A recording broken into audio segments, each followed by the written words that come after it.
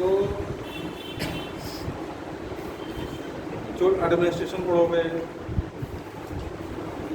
Architecture development पढ़ोगे, चित्रकला पढ़ोगे, मूर्ति कला भी है। आज का भी समय बीत रहा है तो डेवलपमेंट हो ही रहा है, चित्रकला के क्षेत्र में भी, आर्किटेक्चर के क्षेत्र में।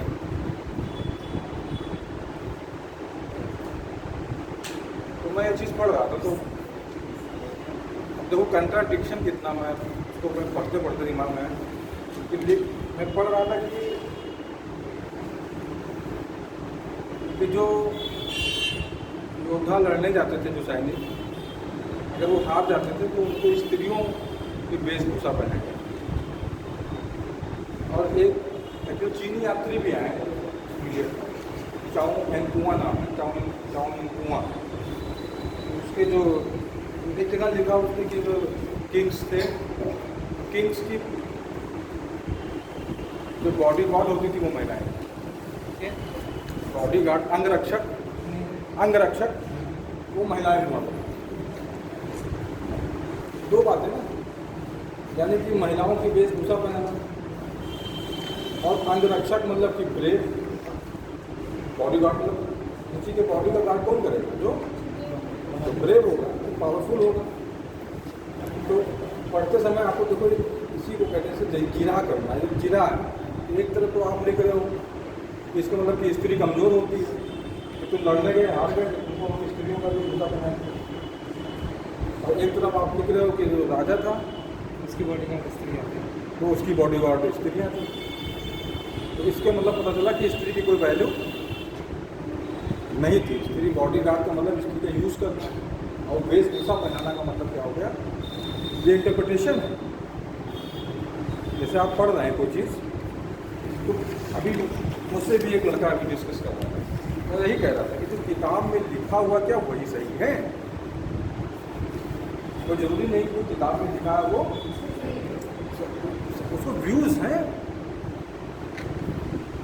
तो हमें जब डिफरेंट व्यूज़, जब वकील क्या करता है व्यूज़, तो ये तो आर्गूमेंट करता है।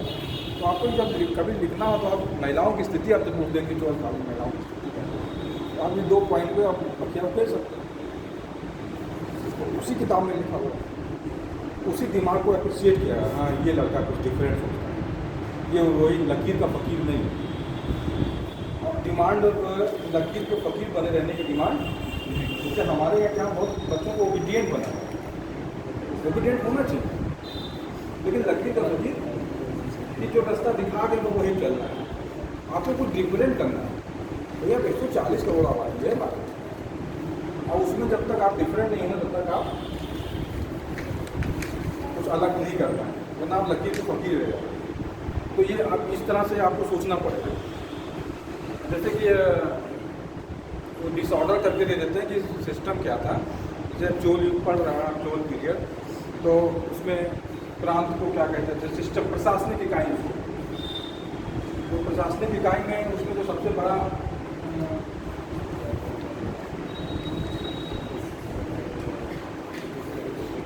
चोल साम्राज्य सबसे बड़ा किसके पीरियड? राजेंद्र भाई राज फर्स्ट ने तो बनाया ही था बड़ा, लेकिन जैसे उसकी डेथ हुई तो वैसे इंडिपेंडेंट हुए लोग, तो फिर से उसको सबको पराजित करके फिर अपने अधीन किया। और जितना राजराज प्रथम ने बनाया था उससे भी थोड़ा सा एक्सटेंशन दक्षिण पूर्वी एशिया तक भी आक्रमण करके और उसको भी अपना सामान बनाया। तो मतलब राजराज फर्स्ट और राजेंद्र चोल का जो पीरियड है, अब इसको आपको इस तरह से आप कि 985 से लेकर और 1030 करीब 30 साल, ये 15 साल, 45 साल जो था वो चोल साम्राज्य सबसे समृद्ध था। और इसी में मैक्सिमम आपके दोनों मंदिर जो बने, बृहदेश्वर मंदिर, इन्हीं दोनों ने बना। एक इसके आगे चलकर एक वो आप लोगों ने नाम सुना होगा, रामायण, तमिल रामायण। ये पूछता है, कम्मन थे, कम्मन ने जिन्होंने तमिल, कोलोतुम फर्स्ट थे, सेकंड थे, फिर कोलोतुम थर्ड के समय में एक कम्मन हुए हैं जिन्होंने तमिल में रामायण। वो रामायण थोड़ा डिफरेंट होगी, वो रामायण डिफरेंट होगी इससे थोड़ा। रामायण तो जितनी भी सारी डिफरेंट है। रामायण अब इतना आप जान के चलिए कि जो किताब होती है, जैसे अब मैंने क्या कहा कि आपको डिफरेंट होना वाला कॉमन से होता है। तो कोई राइटर लिखता है ना, तो राइटर के दिमाग के ऊपर होता है, और जो उसमें कैरेक्टर होते हैं वो भी राइटर के दिमाग के ऊपर होते हैं। वो क्या बोलेगा ये भी राइटर के दिमाग के ऊपर। जैसे अक्षय कुमार क्या बोलेंगे डिसाइड कौन करेगा? राइटर डिसाइड करेगा, डायरेक्टर उसको सीन क्रिएट करेगा। रियल में अक्षय कुमार क्या वो अलग चीज़ है, लेकिन जो सामने मूवी आती है उसमें जो भी कुछ आता है वो किसके दिमाग के ऊपर है? राइटर की और डायरेक्टर के दिमाग की।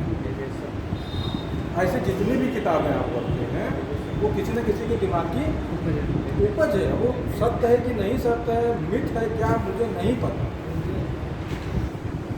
सत्य वही है जिसका प्रमाण है, प्रमाण नहीं है तो उसको हम माइथोलॉजी कहते हैं। हाँ, लेकिन वहाँ से सीखते हैं। माइथोलॉजी से हम क्या करते हैं? सीखते हैं। इस पर हम नहीं जाएंगे, अभी फिर इसमें जाएंगे तो बहुत लंबा है। क्या है, इस पर हम नहीं जाएंगे, कभी वैसे पूछेगा तो पता है। अभी सब्जेक्ट पे रहते हैं। तो ये नोट कीजिएगा, कंबल वाली कोल तुम थर्ड, ये क्वेश्चन पूछता है तमिल। कोलुत्तुम थर्ड इनके संबंध में कोल तुम थर्ड के संबंध में कंबन की रामायण। अब एक चीज़ और आपको डिसाइड करना है कि मैं, हाँ, प्रशासनिक व्यवस्था, जैसे कि तुमको अब आज वर्तमान में अगर मैं तुमसे पूछूं कि आज की प्रशासनिक, आपके पास दो प्रशासन, एक सेंट्रल का है और एक स्टेट का है, इसके अलावा एक और प्रशासन स्थानीय लोकल सेल्फ गवर्नमेंट। और लोकल सेल्फ गवर्नमेंट भी दो भागों में बटा है, एक अर्बन और एक रूरल। अंडरस्टैंड? ये तो वर्तमान में। अब अर्बन और रूरल कब आया? ये तो 73वें संविधान संशोधन के बाद। किस सन से आया? 1993 में हो। 24 अप्रैल 1993 हमारा है। 24 अप्रैल को कई काम है। 24 अप्रैल को पृथ्वी दिवस भी है। वो केस का निर्णय हुआ था, अरे दक्षिण भारत का था, जिसमें सबसे बड़ी पीठ बैठी थी। केशवानंद बना, भारती बना भारत सन 24 अप्रैल। सचिन तेंदुलकर बर्थडे 24 अप्रैल। 24 अप्रैल को पंचायती राज व्यवस्था लागू हुई, इसलिए 24 अप्रैल को पंचायती राज दिवस मनाया जाता है। साल पंचायती राज व्यवस्था रही है, तो 73वां संशोधन हुआ है। यानी कि आज़ादी के बाद से भी प्रशासनिक व्यवस्था में परिवर्तन हुआ। तो कोई भी राज्य चलेगा, कोई शासन चलेगा, तो बिना प्रशासनिक व्यवस्था के वो नहीं चल पाएगा। और अगर नहीं है तो प्रॉब्लम किसको होगा? जनता को प्रॉब्लम होगी। किसको प्रॉब्लम होगी? जनता को प्रॉब्लम होगी। ऊपर जो बैठा उसको क्या प्रॉब्लम? इसलिए एडमिनिस्ट्रेशन को समझना होगा। तो एडमिनिस्ट्रेशन में क्या है, चोल साम्राज्य बड़ा था। चोल साम्राज्य को लिखा, कहीं लिखा हुआ है कि 7 प्रांतों में बटा हुआ था और कहीं कहीं लिखा हुआ 9 प्रांत। तो इस पर आप रिजिट नहीं होंगे कितने प्रांतों में बटा। चोल साम्राज्य है,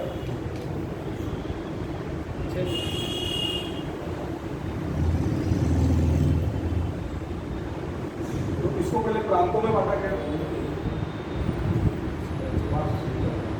कई प्रांत को बांटा गया। और नाडु, उसको मंडल को, सबसे पहले अपना प्रांत, फिर वलनाडु,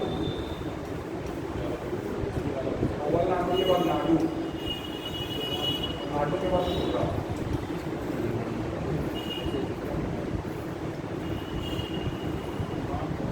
ये क्रम नोट करिए। ये क्रम आपको डिसऑर्डर में करके देता है और इसको ऑर्डर में करना है।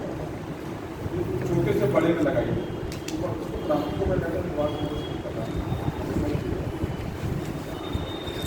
मंडलम बैठे, प्रांत के बाद क्या है?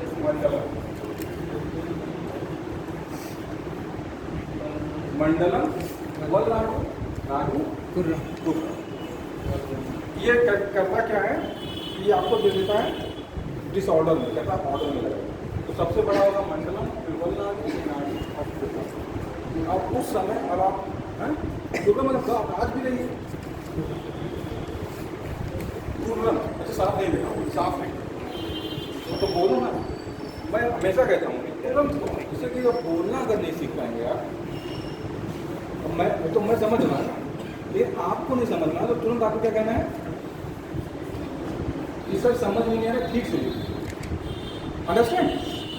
जैसे तुमको कहना है, तुमको चुप नहीं रहा। ये बिल्कुल लड़कियां बिल्कुल इतना ताकत पैदा करो ना कि अपनी बात कर सकें। शर्माना नहीं है, अपनी बात कहना है। सबसे बड़ी बात है कि बस हमारे भारत में तो बस रही चीज़ है, बिल्कुल बच्चों तुमको बोलना है। अब होता क्या है कि हम बोल रहे, तुम बोल ही नहीं रहे। जिस दिन तुम बोलना शुरू कर दो तो तुम विद्वान होना शुरू। सम्मान करना अलग बात है, अपने प्राचीन को मिसाल करना तो देखा। सबसे बड़ा प्राण होगा उसको मंडल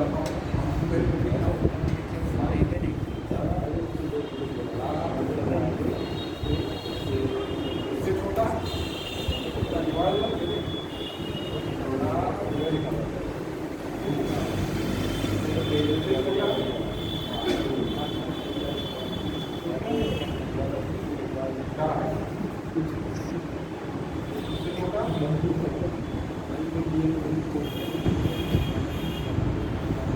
भैया मेरी राइटिंग नहीं सही है तो मैं अपने बच्चों की राइटिंग पर बड़ा ध्यान दूँ। तुम अच्छी राइटिंग है, जैसे जो कमियाँ होती हैं, जैसे पेरेंट्स मेरी कमी है, अब किसके अंदर दूर कर सकते हैं? जो करते उस पर फोकस करो, उनकी अच्छी बन देगी और वही व्यक्ति जीवन में आगे बढ़ेगा जो अपनी कमियों को दूर करेगा, पहचानेगा। पहले तो पहचानिए। हाँ, पहचानना सबसे आइडेंटिफाई करना और स्वीकार करना। यहाँ तो लोग स्वीकार नहीं करते यार हमसे गलती, अपनी गलती को स्वीकार करना भी आगे बढ़ने का एक अच्छा लक्षण है। ये अब हर जगह आप कार्य पाएंगे। इसकी सबसे अच्छी जो कालीन जो यहाँ पर भी स्थानीय स्वशासन, लोकल सेल्फ गवर्नमेंट यहाँ पर। लोकल सेल्फ गवर्नमेंट का मतलब कि इस सत्ता जो डिसेंट्रलाइजेशन पावर का। जैसे मान लीजिए आप बस्ती में रहते हैं, आपके घर के बगल की नाली खराब और पावर सिर्फ पूरा सेंट्रल गवर्नमेंट के पास, तो आप दिल्ली जाएंगे अपने घर की नाली सही करवाने? नहीं। तो आप क्या करें कि सेंट्रल पावर को डिसेंट्रलाइज कर दिया कि आपके लोकल यानी बस्ती के लिए एक नगर पालिका और नगर पालिका का चुनाव करा दिया गया। तो अब आपके मोहल्ले का भी जो सभासद है, अब आपके घर की नाली अगर टूटी हुई है तो आप किससे कहेंगे? सभासद। तो आपको कहीं जाना नहीं पड़ा, नाली ठीक होगी। और जब आप सोचिए जब लोकल सेल्फ गवर्नमेंट नहीं होगा तब क्या करेंगे? तो विधायक के पास जाएंगे। तो कोई विधायक बहुत बड़े क्षेत्र का विधायक है, संख्या के हिसाब से होता है, तो आपका काम होगा ही नहीं, उतने लोग पहुँच जाएंगे। यहाँ पे दबाव है ना कि हम सभासद हैं, अगर हम इनका काम नहीं करेंगे तो अगली बार हमको आ जाता है। इसी को बोलते हैं स्थानीय। अभी पढ़ा कभी नहीं पढ़ा स्थानीय स्वशासन? स्थानीय शासन जानिए, स्थानीय स्वशासन का मतलब है कि आपके गांव की समस्या है। ये सोच लीजिए, अब आप सोचिए 1993 में ग्राम प्रधान त्रिस्तरीय भारत में लागू हुई त्रिस्तरीय व्यवस्था कि ग्राम पंचायत, नगर पंचायत रहेगा, ग्रामीण में 10,000 से जिसकी आबादी नगर पंचायत, वो तो अलग चीज़ है। त्रिस्तरीय का मतलब क्या होता है? ब्लॉक एक जिला है, एक ब्लॉक के लेवल पर, एक ग्राम का लेवल। जो लोग बच्चे गांव से बिलोंग करते होंगे, कितने लोग गांव से बिलोंग करते हैं? जो प्रधानी के चुनाव में वोट देते हैं, जो गांव से बिलोंग करते हैं, तो आप लोग 3 वोट देते होंगे।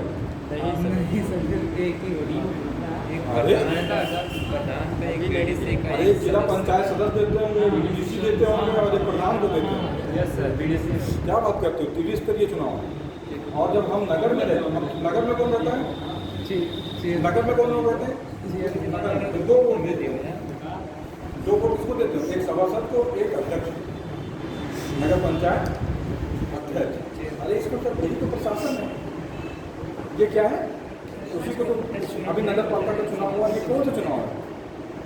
ये लोकल सेल्फ गवर्नमेंट। आपके बस्ती में ये जो शहरी जनसंख्या है वो अपना सरकार बनाएगी कि हमारी जो स्वच्छता है, शिक्षा है, गली का काम है, ये कौन करेगा? कंपनी नहीं, अध्यक्ष करेगा, सभासद करेगा, सभासद के माध्यम से। तो गली के नाली बनते हैं, ऐसे गांव में सड़क बनती है, गांव में शिक्षा की व्यवस्था होती है, सुरक्षा भी प्रधान के कलम की बहुत ताकत होती है। ये सबसे कार्य पंचायत का निर्णय कर देगा, पुलिस को भी मानना पड़ेगा। उसी को बोलते हैं लोकल सर्विस, जहाँ पे गवर्नमेंट का डायरेक्ट इन्वॉल्वमेंट, गवर्नमेंट सिर्फ बजट देती है, वो भी नगर पालिका भी आपको टैक्स देती है। और आप गांव में रहते हैं तो गांव में भी लेवी करके कोई टैक्स होता है, वो सबको पे करना पड़ता है। तो मतलब टैक्स ही है और उसी से प्रशासन चलता है। ये सब चीज़ समझे रहिए आप। तो ये प्रशासन इसी को कहते हैं। ये तो वर्तमान समय में है, जब चोल साम्राज्य था तो वहाँ पर भी लोकल सेल्फ गवर्नमेंट गाँवों में जो काम होते थे वो विभिन्न कमेटियाँ बनाकर उनके माध्यम से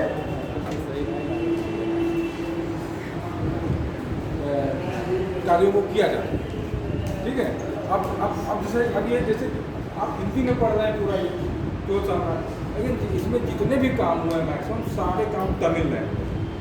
तो तमिल में ये सब तमिल है। नाडु तो हम नाडु को पढ़ रहे हैं ना, तभी तो नाम है तमिलनाडु है, तभी तो तमिलनाडु नाम है। तो ये नाडु जितनी कमेटियाँ थी वो सब तमिल लैंग्वेज है, और उसको फिर हिंदी में ट्रांसलेट करके अब यहाँ पर क्वेश्चन पूछा जाता है कि दे देंगे तमिल में और इधर लिख देंगे हिंदी में और कहेंगे मिलाइए। ठीक है। अब 2-4 कमेटियों के बारे में हम आपको लिख दे रहे हैं, आप लिख लीजिए और उसके बारे में बता दे रहे हैं। जो प्रश्न आता है यहाँ प्रशासन से, एक तो एक प्रश्न ये आएगा स्थानीय स्वशासन का प्रमाण कहाँ से मिलेगा। तो एक अभिलेख मिला है उत्तमेरूर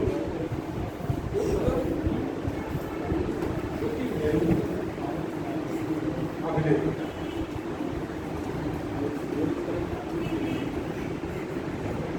यहाँ से हमको जब हम इसको यहाँ से हमको जानकारी मिलती है स्थानीय स्वशासन की। चोल जो एम्पायर था उसमें गांव में स्थानीय स्वशासन था। स्थानीय स्वशासन तो बच्चे समझ में आ रहा है, अब समझ में आ रहा है स्थानीय स्वशासन।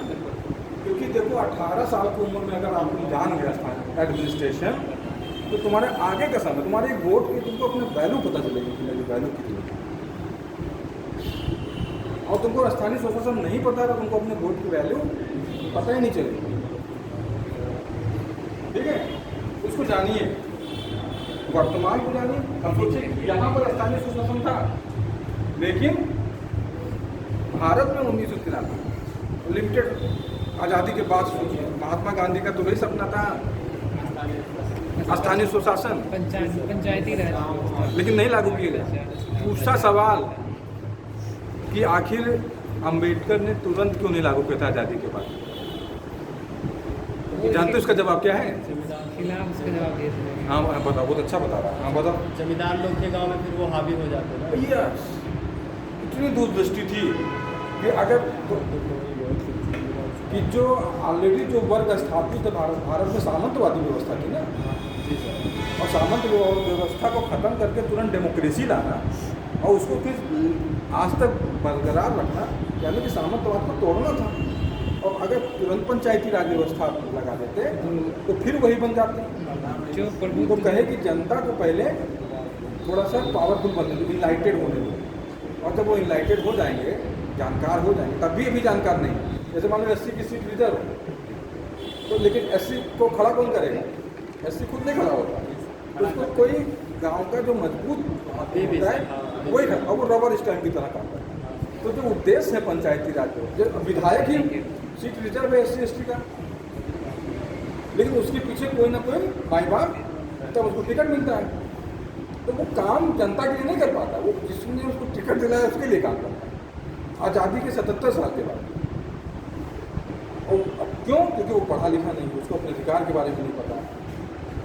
तो अब गवर्नमेंट का पूरा फोकस है, इसीलिए तुरंत नहीं लागू। बहुत अच्छा जवाब है, मेरे कुछ कहाँ पढ़े बाबा बताते हैं, बाबा बताते बहुत। तो भारत में इतना परिवर्तन नहीं आया, परिवर्तन ही नहीं आ पाता। परिवर्तन सरकार का क्या काम है? आप भी तो सरकारी बनोगे, ब्यूरोक्रेट बनोगे, सरकारी से बनोगे, सरकार का हिस्सा भी बनोगे। तो काम क्या है? समतलीकरण, सबको बराबर करना, सबको बराबर करना।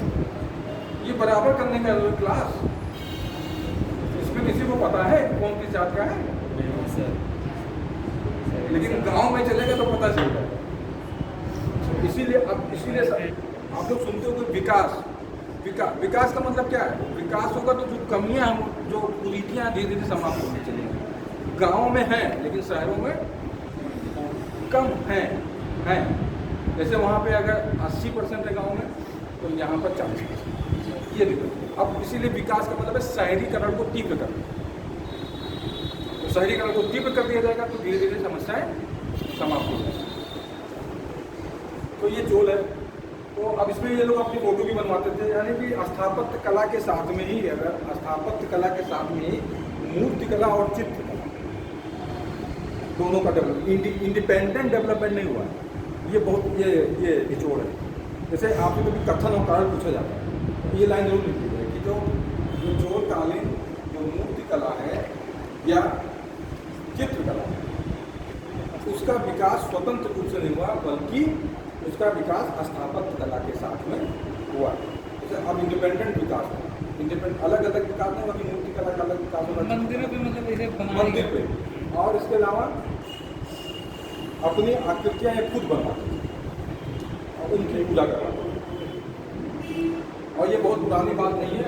हम लोग 1279 में खत्म हो गया। 850 में स्थापना हुई चोल साम्राज्य की, और चोल साम्राज्य की 1279 में विदाई हो गई। और फिर छोटा हुआ, फिर बड़ा हुआ, और धीरे धीरे फिर छोटा होकर फिर ये सामंती बन गए और खत्म हो गए। इतिहास पढ़ने से यही तो सीखते हैं कि कोई चीज़ कभी फिक्स नहीं। परिवर्तन होना है।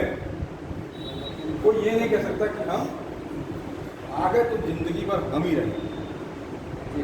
वो चक्र चलता रहना। कभी ये छोटे से बड़े हुए, फिर खत्म, फिर दूसरा, और आज तक देख ले, आज हम 2024 में पहुंच गए।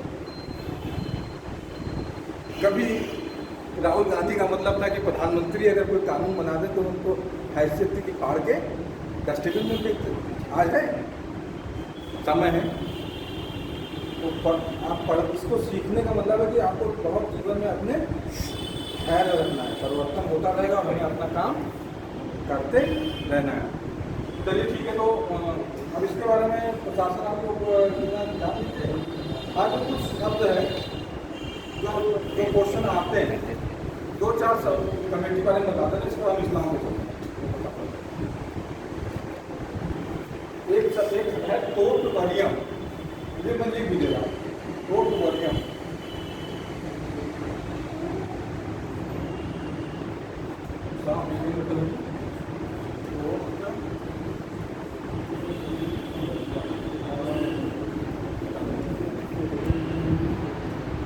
अभी लोकल सेल्फ गवर्नमेंट में एक कमेटी तोट मरियम। अब आप तोट मरियम लिख देगा और ऐसे जीता लिख देगा। अब पढ़ेगा इसका मतलब, इसका मतलब होता है उद्यान समिति।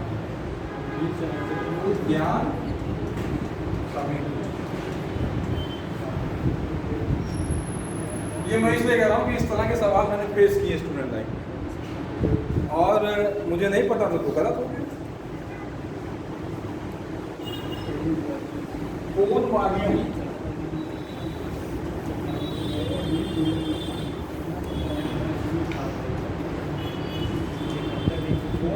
स्वर्ण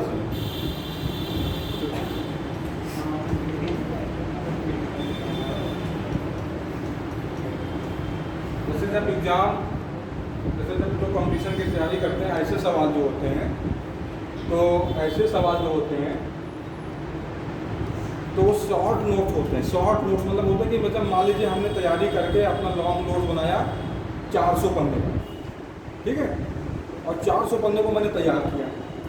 अब पता चला कि मेरे एग्ज़ाम का बचा 1 हफ्ता, तो 400 पन्ने को मैं 100 पन्ने में लेकर आऊँ। तो 400 पन्ने का जो ज्ञान है उसको मैं कितने पन्ने में लेके आऊँगा? 100 पन्ने।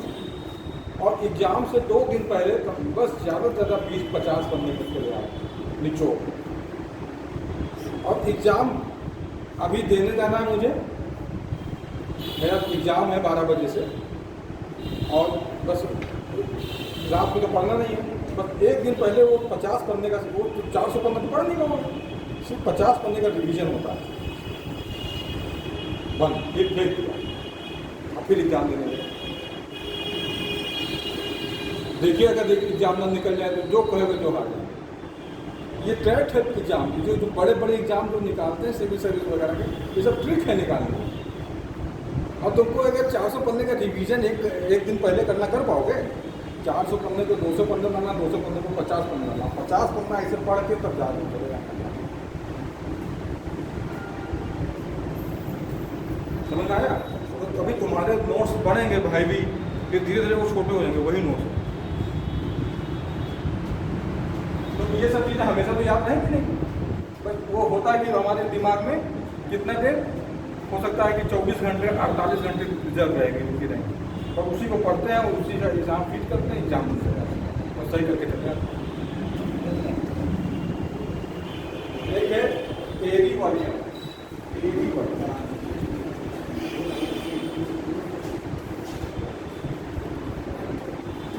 इसको बोलते हैं तापमान।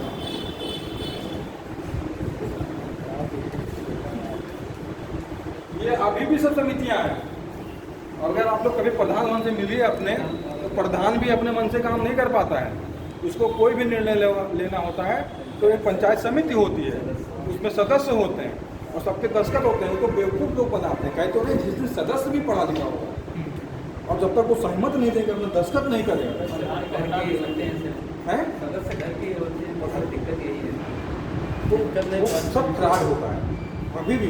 इसलिए कहते हैं भारत सरकार का मतलब है कि एक एक बंदा पढ़ा हो और अपने अधिकार को जाने, तो अपने आप प्रॉस्पेरिटी आ जाएगा।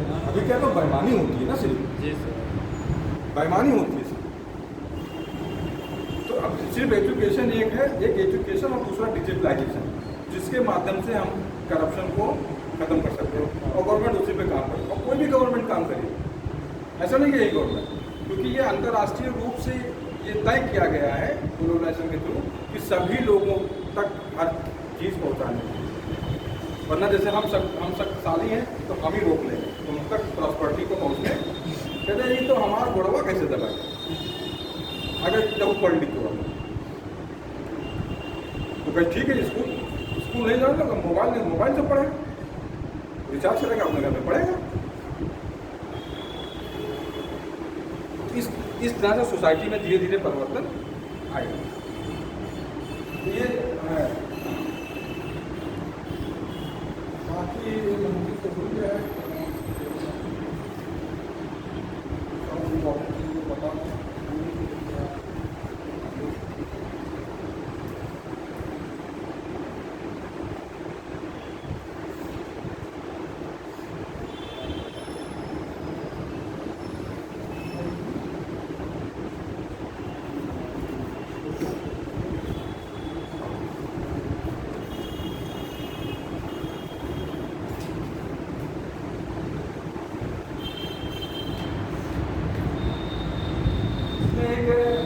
ये है जो ताल स्थान फर्ग्यूसन का नाम सुना होगा, फर्ग्यूसन।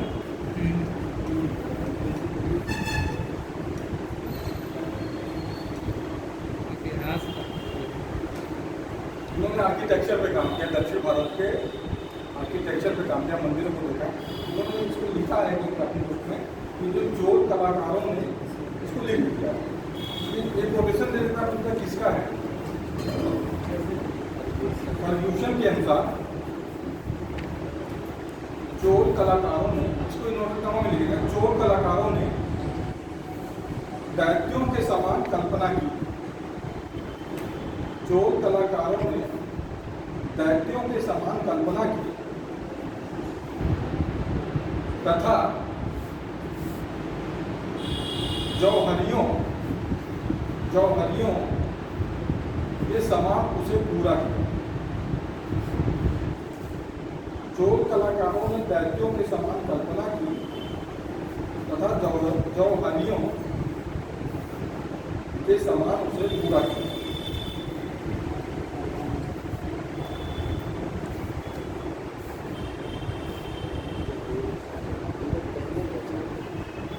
जौहरियों के समान उसे पूरा किया।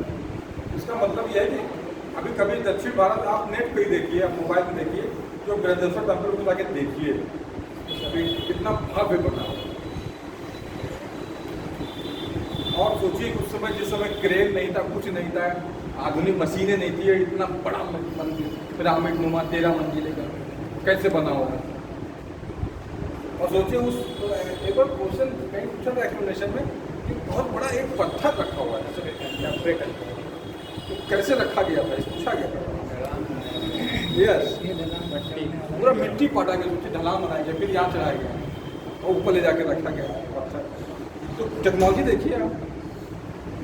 मुझे लगता है कि आज के समय में इस तरह का मंदिर क्रिएट आपको बन रहा है, राम मंदिर देखिए भवन बन रहा है, अच्छा बन रहा है, इतने इतने स्टैचूज बने, अब बन सकते हैं, मशीनें हैं, लेकिन जब मशीनें नहीं थी तब बन जाना तो बहुत बड़ी बात। लेकिन तब भी उस समय का मंदिर अभी बना था, उसमें पता नहीं क्या खामियां आ गई थी। राम मंदिर जो बना था जो समस्या, हाँ, अब कुछ कमी नहीं गई होगी, अब लेकिन अब उस समय सोचिए अब 4-5-800 साल पुराने मंदिर हैं।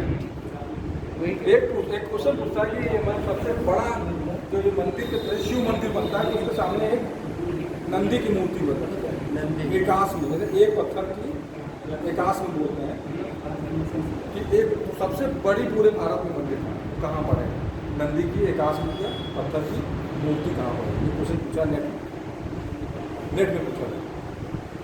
नंदी सुना है? नंदी किसको समझते हो? गाय गाय का टिकवा, हैं? शनि का टिकवा, गाय नहीं, गाय माता है, बैल पिता है। पर वैसे अगर मैं नंदी शब्द कहता हाँ, जैसे कि हम नंदी लोग से परवरिश की जाती है, सिर्फ गाय माता बताया जाता है, पिता नहीं बताया। तो हम तो अपने बच्चों को बताते हैं कि देखो ये फादर है, ये माता है, तो ये पिता। बच्चे स्मार्ट कैसे बने? बच्चों को सच्चाई बताई नहीं जाती और सच्चाई नहीं बताएंगे तो कैसे करेंगे? समाज में उनको आपको भेजना अपने बच्चों को, बिना अगर ट्रेन किया आप उनको भेज देंगे तो समाज उनको मिसयूज करेगा।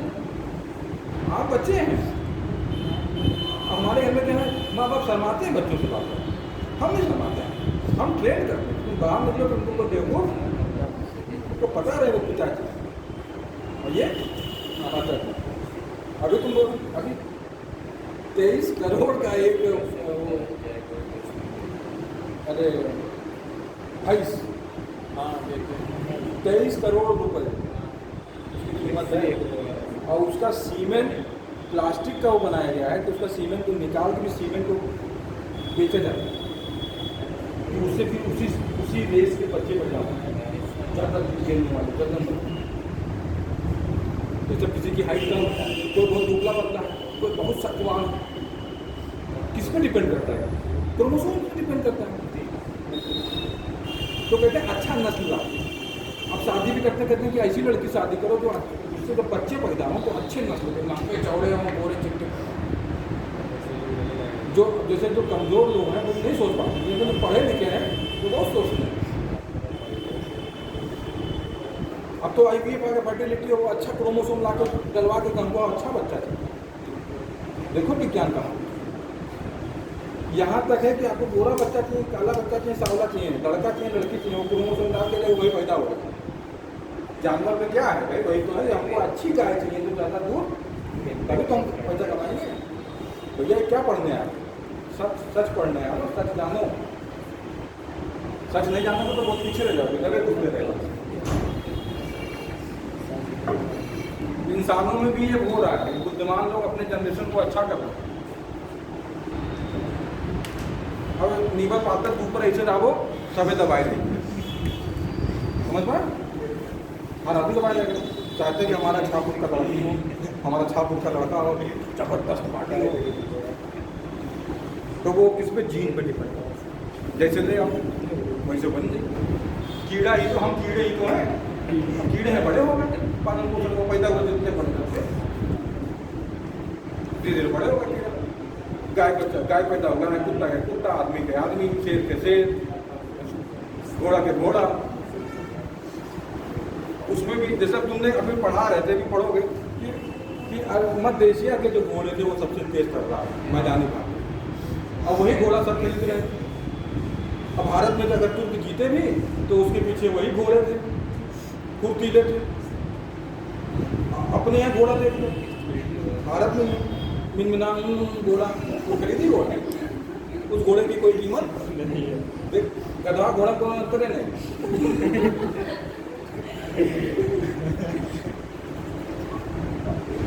अच्छा कौन सा चाहते हैं ना, ऐसे नस्ल इंसानों की भी नस्ल है, तो डायग्नोज करो कि हम हमारी नस्ल है, तो अपनी नस्ल को अच्छा बनाओ। यहाँ तक विज्ञान पहुँच गया है।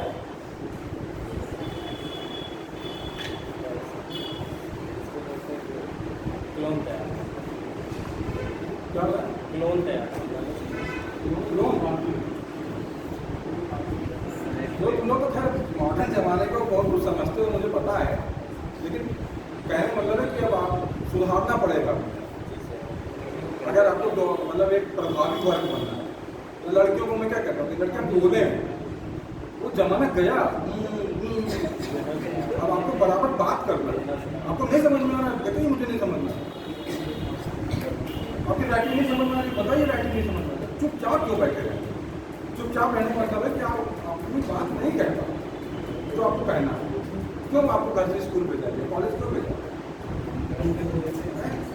हम ये आए थे भाजी खाए के, भैया ने कहा भी चले, जिंदगी भर सो रहा। एक बहुत है कांसकालीन जो नटराज की मूर्ति है, ये प्रसिद्ध। आप लोग शिव का नृत्य करते हुए जो नटराज की मूर्ति है, तो शिव की, तो इसी चोला पीरियड में तो मैक्सिमम पत्थरों पे देखते होंगे, लेकिन यहाँ पे कांस का बना था, वो अभी भी सुरक्षित है। सुरक्षित कैसे होगा? तो भारत में ये आए शासन करने, तो यहाँ की जो एंटिक्स थी उठा लेके अपने म्यूजियम में रखे। अब सरकार धीरे धीरे जब जाती है तो लाके उसको इंडिया में रखती है। जो भी हमारे देश में आया आएगी, तो हमारे देश की अच्छी चीज़ें एंटिक्स को उठा लेके अब धीरे धीरे वो बेच रहा है, मतलब पैसा ले रहा है या वैसे दे रहा है। अभी मोदी जी गए थे तो करीब अमेरिका गए थे तो करीब 500 चीज़ें लेकर आए हैं एंटिक्स, जो भारत को वापस हो गया। भारत की हाँ सर, शिवाजी का पत्थर वगैरह सब हैं? हाँ हाँ, वो तो लंदन म्यूजियम से आया। लंदन। अभी मोदी जब अमेरिका गए थे तो वहाँ से 500 फिर यहाँ की कुछ जो बने हुए तो वो शिव जैसे जो नटराज की मूर्ति है नृत्य करते हुए शिव की, ऐसा है ना, वो शिव जी की है, और वो इस पीरियड से डेवलप सिचोल पीरियड। तो जो सुरक्षित है वो कांस की है, तांबे की बनी है।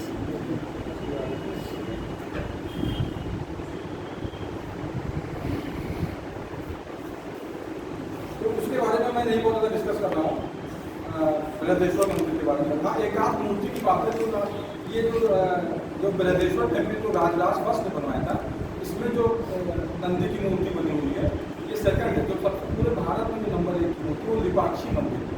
ये नोट कर लीजिएगा, नेट पे पूछेगा कि एक पत्थर पे नंदी की सबसे बड़ी मूर्ति पूरे भारत में कहाँ है, तो आंध्र प्रदेश लिपाक्षी मंदिर, और नंबर 2 पे है बृहदेश्वर नंदी की मूर्ति। अभी भी जहाँ भी शंकर जी की मूर्ति बनेगी, तो लिंग का ही बनता है, लिंग की पूजा की जाती है, तो उसके सामने नंदी की जरूर मूर्ति लगाई। लिपाक्षी कहाँ है सर? लिपाक्षी आंध्र प्रदेश, आंध्र प्रदेश। ये नेट में पूछा था, जब हिस्ट्री से लोग अच्छे नेट क्या जाने, तो वहाँ एंशियंट हिस्ट्री पूछा था, ये एंशियंट मेडिकल मॉडल किलो आता है। मुझे याद आ गया, मैंने कहा बताऊँगा, किताब भी देखने से पूरा पूछा जाता है। इस तरह से खत्म हो गई जो अब इस्लाम का उदय में आपको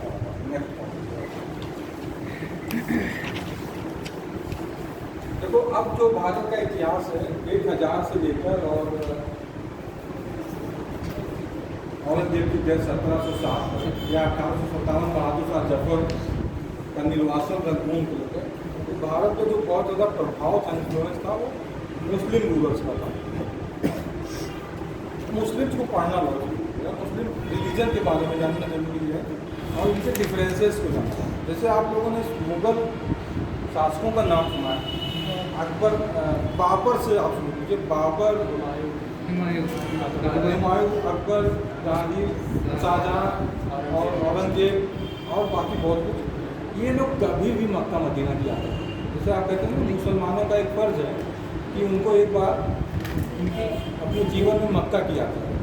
वो गई सर। मैं बता मैं जो कहना चाहता हूँ, तो आपको समझना है कि रिलीजियस शक्ति क्या होती है और पॉलिटिकल शक्ति क्या। पूरे एक भी मुगल सम्राट मक्का की यात्रा पर नहीं गया था। सिर्फ गुलबदन बेगम गई थी मक्का की यात्रा, बाकी मक्का पनिशमेंट में लोगों को भेजा जाता है।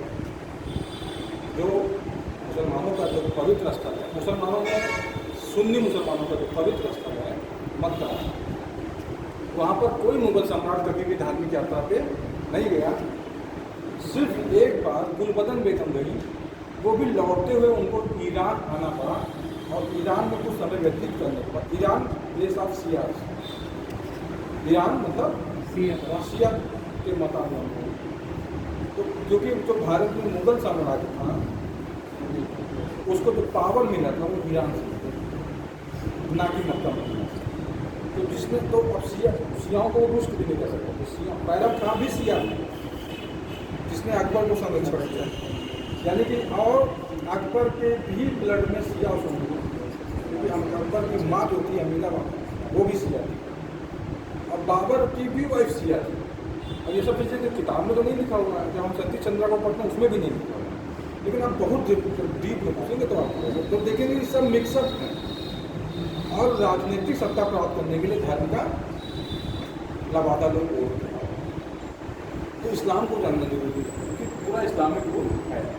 तो जितने भी मतलब यहाँ पे रूलर्स थे सब शिया थे, सब शिया थे, सुन्नी थे। ये स्टैब्लिश हुए ईरान की हेल्प से भारत में। अगर बाबर भी जीता तो ईरानियों के हेल्प से, अकबर अगर फिर से वापस आए तो ईरानियों के वजह से इस्टेब्लिश हुआ। आप कह रहे हैं कि शिया और शिया सुन्नी का वो है 36 का आंकड़ा। और ये बौद्ध धर्म की बात कर रहे हैं तो धर्म के रूप में कभी मक्का गए नहीं। इट्स मीन्स कि सब कुछ क्या है, राजनीतिक है, क्योंकि अकबर के दुश्मन उसके खुद चाचा के लड़के, उनसे बचना है तो किसी दूसरे से आपको दोस्ती। आज अपने घर में लोग परेशान, अपने घर के लोगों से भाई से परेशान तो दूसरे से दोस्ती करते हैं, वही कंडीशन। तो जैसे कि पढ़ने का मतलब है कि जैसे हम पूरा इस्लामिक हिस्ट्री पढ़ने जा रहे हैं तो हमें पता रहे कि धर्म चाहे हिंदू हो चाहे मुसलमान हो, धर्म का इस्तेमाल अपने आप को प्रोटेक्शन देने के लिए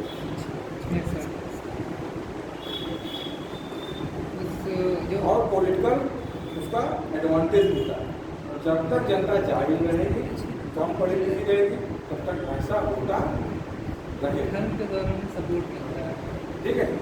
धर्म का मतलब है कि सब लोग जिसका जो मन करे जो खाए, जिसका जो मन करे जो पहने, लेकिन मानवता सबसे इम्पोर्टेंट चीज़ें मानवता। अगर वो नहीं है तो सब धर्म गया। चलिए ठीक है, इस्लाम बिल्कुल सबसे नया रिलीजन है। इस्लाम नया क्यों, पुराना हो जाएगा, क्योंकि इससे पहले भी अगर देखें तो बाद में सिख रिलीजन आया। इस्लाम के बाद जो रिलीजन आया वो कौन सा रिलीजन आया, गुरु नानक देव सिख है। बहुत सबसे नया नहीं कह सकते, सेकेंड लास्ट कह सकते।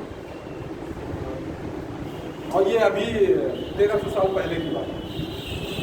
तो अब आपको देखना है, आपको मैप देखना है अरब कंट्री, और अरब कंट्री यहाँ पर आता है। आप इसको अंडरस्टैंड करिए पहले, फिर आपको दिखा देंगे तो बता देंगे। 570 में जन्म हुआ मोहम्मद साहब।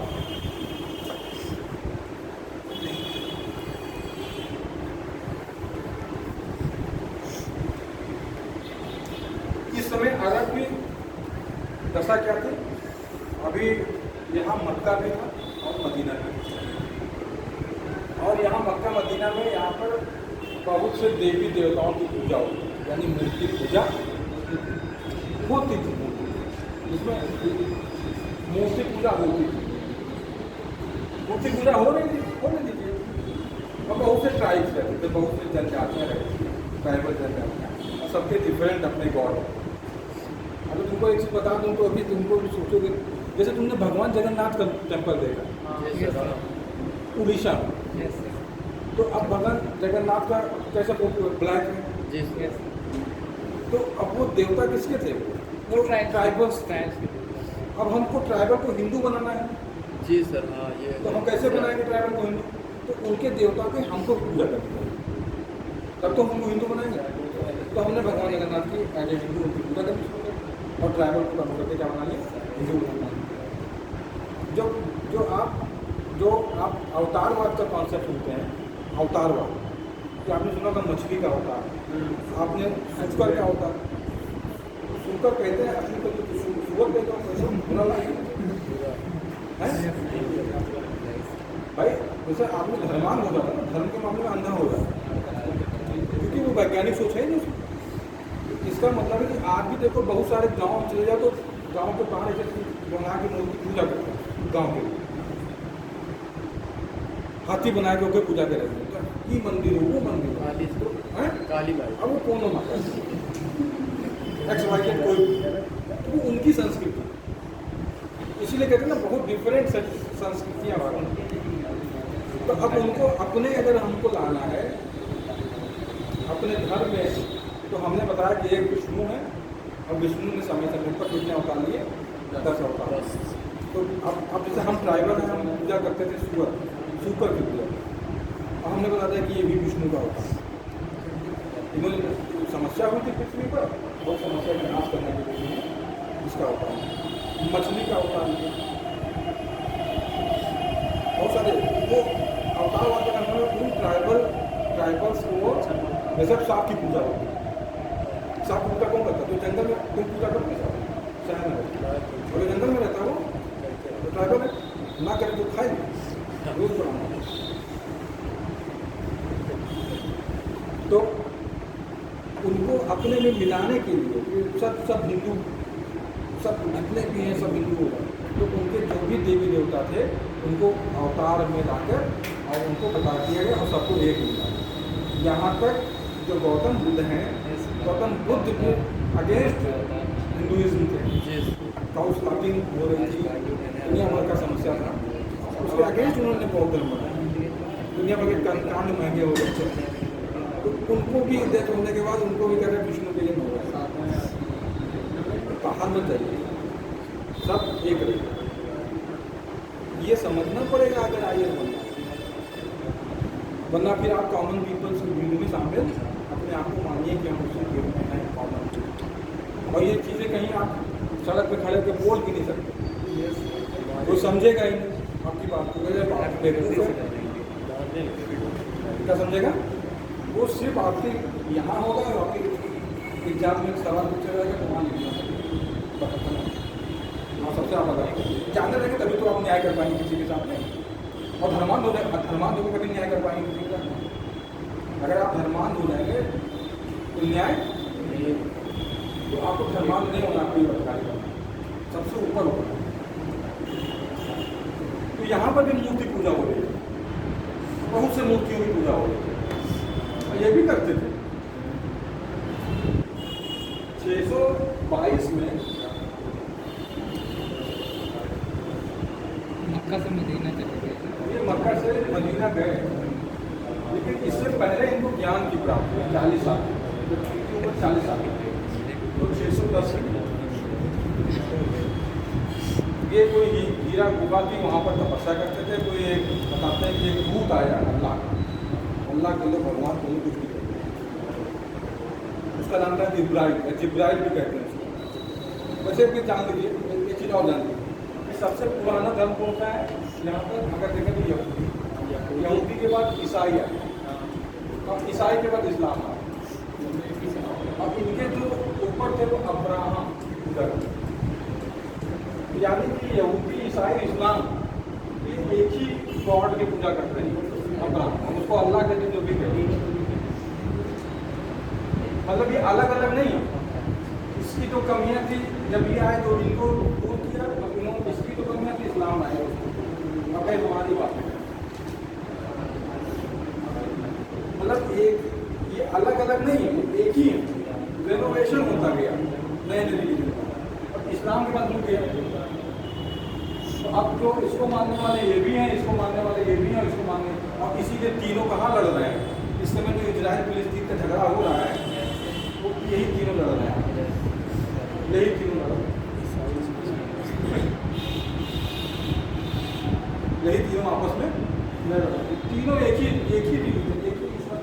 लाभ है आपका। बस विचारधाराएं बदलती गई समय समय के साथ।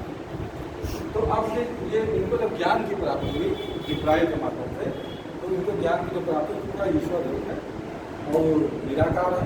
यही आपके उसमें भी लिखा हुआ, वेद में भी लिखा हुआ, ईश्वर एक है, निराकार है, किसी कल्पना नहीं है। ईश्वर को याद कीजिए, आपको जान होगा। अब ये गए कि मूर्ति पूजा उजा मत करो, मूर्ति पूजा कराओ, मूर्ति पूजा नहीं करनी चाहिए, ईश्वर एक है, निराकार है, उसकी पूजा करो। आप भी जान लीजिए, जो मक्का में अभी लोग जाते हैं वहीं एक पत्थर है काबा में, आप उसी पत्थर को चूम कर आते हैं। जो मक्का मदीना की यात्रा में जाते हैं, वहाँ जो ब्लैक कलर का जो दिखता है, उसको लिखा है उसके अंदर पत्थर ही है, उसी को चूम कर आते हैं। चूम कर आते हैं, छू नहीं आता, चूम कर। यहाँ के लोग मानते हैं वो शिव का पत्थर, शिव का जैसे। मानता है, आस्था है, आस्था का कत्ल हो जा रहा है, तो ध्यान दे रहे हैं। या ईश्वर के अस्तित्व को स्वीकार न करना बहुत हिम्मत करना है, उसके बस की बात नहीं समझ जाए। उसी घर के लोग जिंदा है भगवान हुआ करते। अब इनको अब ये कह रहे हैं, अब जब इन्होंने विरोध शुरू किया कि मूर्ति पूजा नहीं करना, इनको मारा गया। जो मूर्ति पूजक थे इनको मारे, और इनको मारे, इनको भागना पड़ा। ये मक्का छोड़कर चले गए मदीना।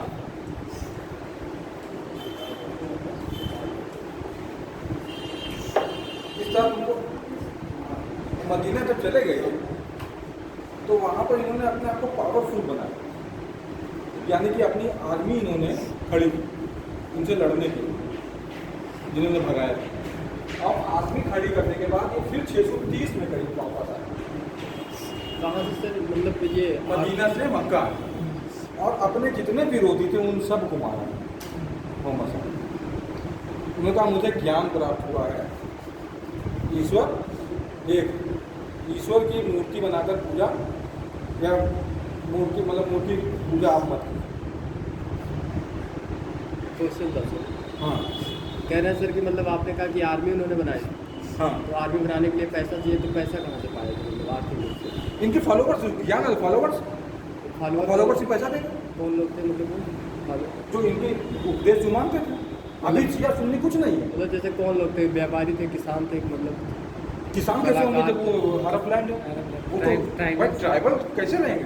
अरे आज के जैसे एसी थोड़ा लगा था उस समय, तो या व्यापारी लिविंग स्टैंडर्ड कुछ नहीं।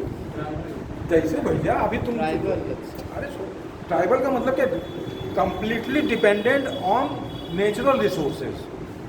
आरओ से थोड़े पानी पीते थे, वो तो पानी बह रहा है तो पानी पी लिए।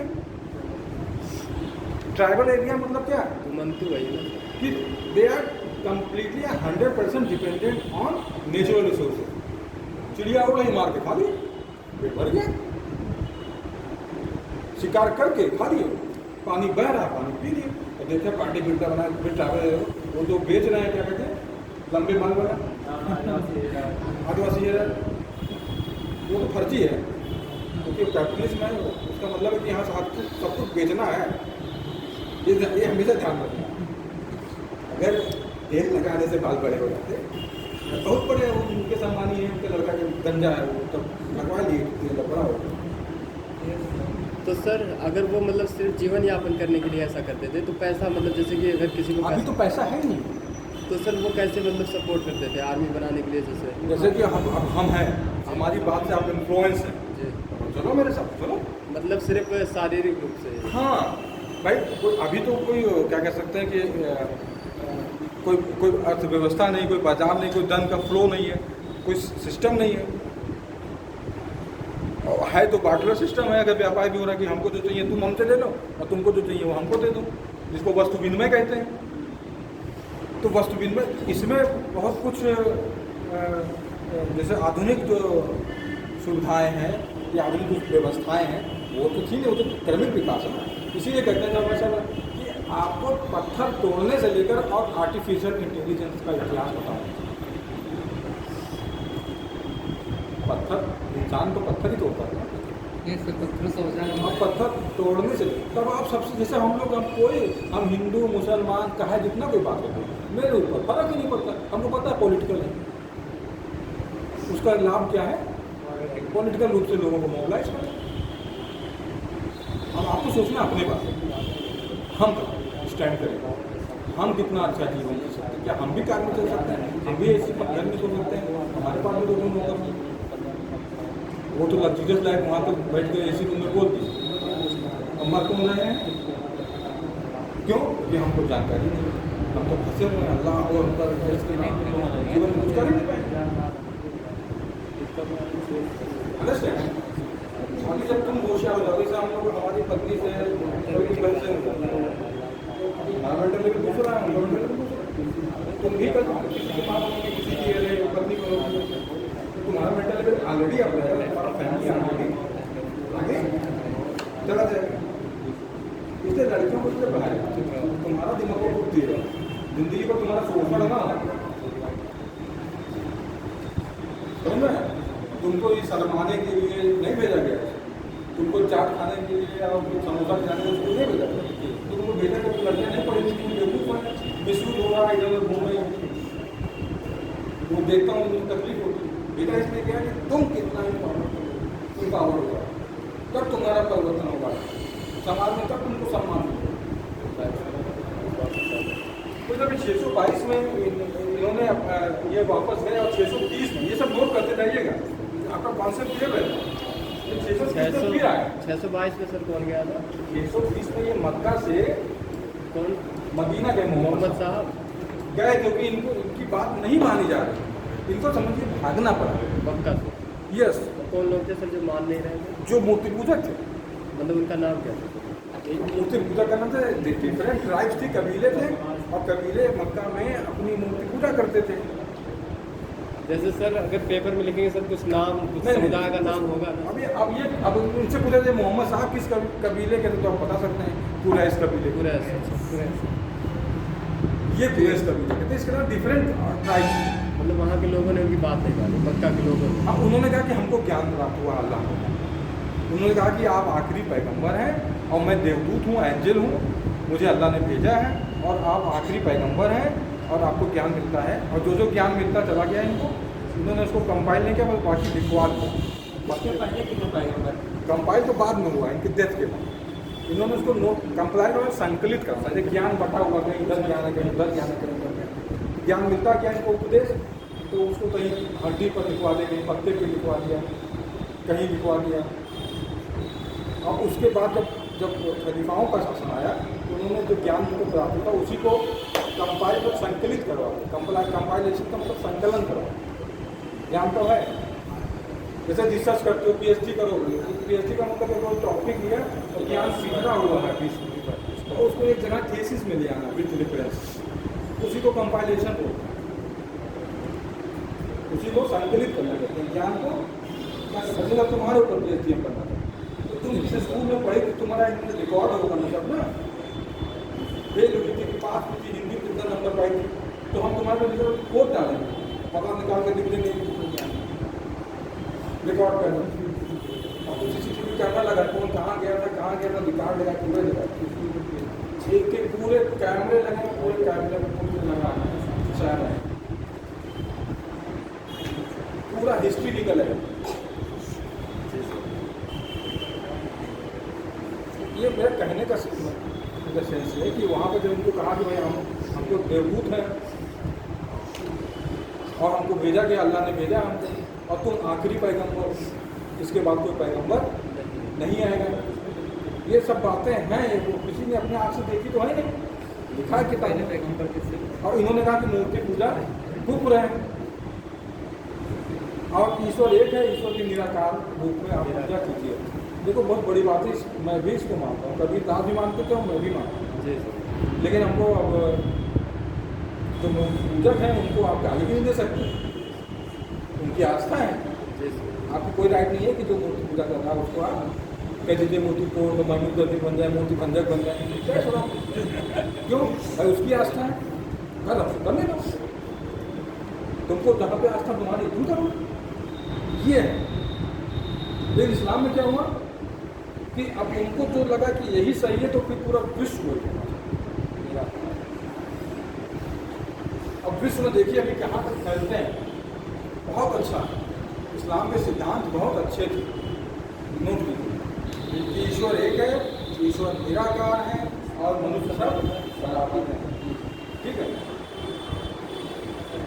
ये बात जब कह रहे थे अन्य कबायलियों से तो वो स्वीकार करने को तैयार नहीं थे, बल्कि जब इन्हीं के ऊपर अटैक कर दिया तो इनको भागना पड़ा मक्का छोड़कर। मक्का छोड़कर ये मदीना गए, मदीना को अपने आप को रीस्टैब्लिश किया 60 सालों में, और 630 में फिर आई है वापस। और इसीलिए यहाँ जो इसको हिजरत बोलते हैं, बोलते हैं हिजरत क्या है, मक्का से मदीना गए थे तो उसको हिजरत। और यहाँ से हिजरी संवत की भी शुरुआत है। अब हिजरी संवत कैसे होता है, जब आप लोग खुद सोचेंगे तो आप उसको कैलकुलेशन सिर्फ इतना है कि जो आपका अर्थ है और आपका चंद्रमा है और आपका सूर्य है और इसी का मूवमेंट है, और ये पूरा कैलकुलेशन है। वो चाहे मुसलमान अपने हिसाब से कैलकुलेट करते हैं, हिंदू में भी कोई विक्रम संवत मानता है, कोई शक संवत मानता है, और जो ईसाई हैं वो ग्रेगोरियन कैलेंडर मानते हैं। सिर्फ मूवमेंट कि पृथ्वी सूर्य का चक्कर लगाता है, तो हिंदू हैं तो 12 राशि में बांटे हुए हैं, नक्षत्र जिसको बोलते हैं, धीरे धीरे घूमता है और हर नक्षत्र में कब वर्षा आएगा। लेकिन ये सब सिर्फ गणना है, गणना कर, इसी को बोलते हैं एस्ट्रोलॉजी, ज्योतिषी। इससे आप जब वैज्ञानिक सोच जाएंगे तो अगर आप पंडित जी बताएं, आप खुद पढ़ के जान लो, कोई जरूरत नहीं, गणना करना है।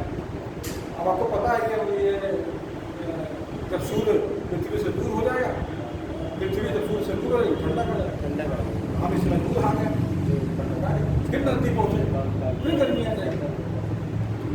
गणना है, नजदीक होता है तो ठंडी होती है ना, गर्मी के नजदीक जाएंगे तो गर्मी होगी ना।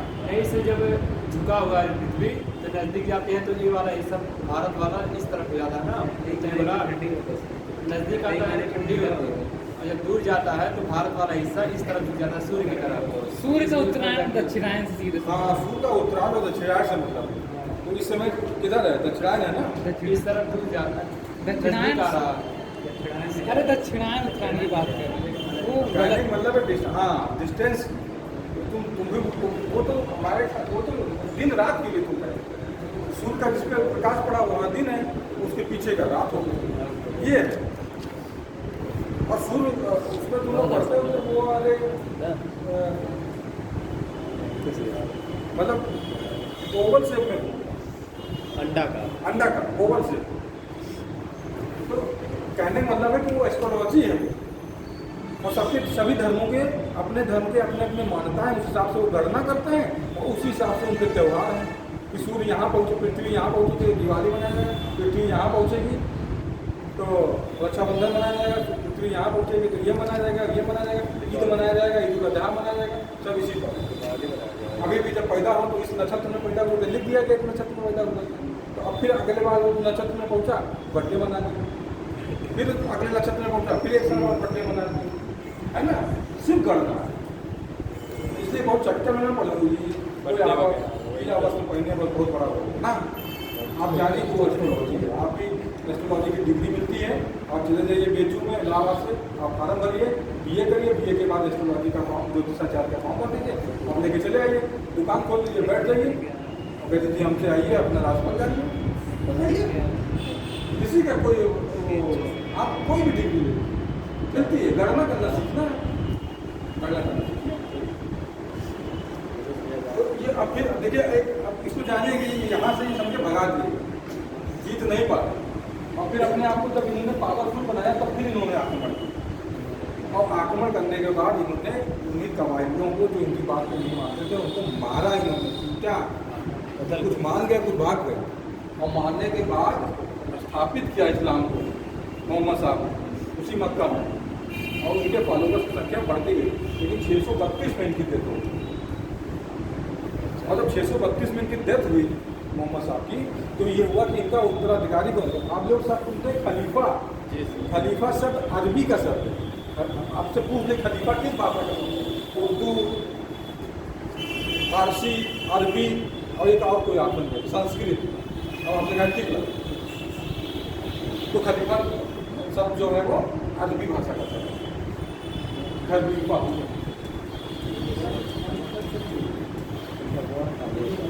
अब यहाँ पर प्रश्न था कि खलीफा कौन बनेगा। खलीफा का मतलब होता क्या है? गुरु, ना, उत्तराधिकारी। उत्तराधिकारी, सक्सेशन। और इन्होंने अनाउंस नहीं किया था अपना उत्तराधिकारी कौन होगा। इन्होंने कि धर्मगुरु मत बताइए, क्योंकि आप पढ़े लिखे लोग हैं। खलीफा का मतलब होता है उत्तराधिकारी, और खलीफा शब्द जो है वो अरबी भाषा का है। हम लोग भी खलीफा बोल रहे हैं, मतलब अरबी बोल रहे हैं, अरबी। हिंदी नहीं बोल रहे हैं, अरबी बोल रहे हैं। तो इन्होंने अनाउंस किया नहीं, तो अब ये हुआ कि खलीफा बनेगा कौन। तो ये हुआ कि इनके परिवार के बन गए तो दो विचार है कि या तो इनके परिवार के बन जाए, या तो इनके जो सबसे नज़दीक रहो, इनके जो विजयों में, कन्क्वेस्ट में, जो इनके साथ में, जो साथ में हमेशा इनका साथ दिया हो, उसको बनाया जाए। तो इनके परिवार के लोगों को नहीं बनाया गया, बल्कि जो इनके सबसे ज़्यादा साथ जिसने किया था हर इनके लड़ाइयों में, उसको बनाया। उनका नाम था, क्या नाम था, उसको बता रहे उस्मान अली अबू बकर। अब ये ध्यान रखिएगा। अब देखिए, आप इसको समझ लीजिए। आप तो हम उससे आ रहे हैं, अबू बकर,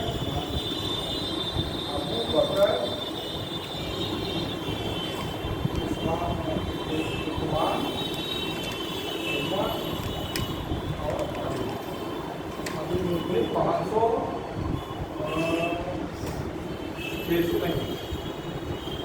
635 से लेकर 661। अभी बहुत सारे कॉन्सेप्ट आपके इस्लाम से क्लियर मैं कर रहा हूँ। इतना तक तो क्लियर हो रहा है ना इस्लाम का।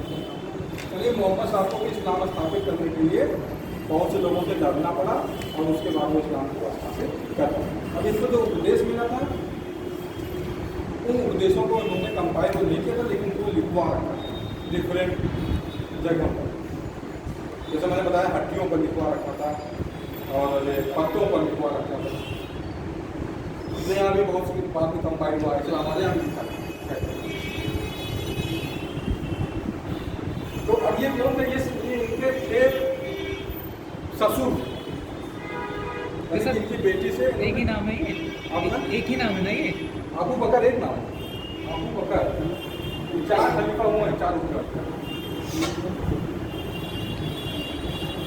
गलत है क्या? नहीं गलत हो बिल्कुल तुरंत। अबू बकर, उस्मान, उमर और अली, ये 4 खलीफा हुए।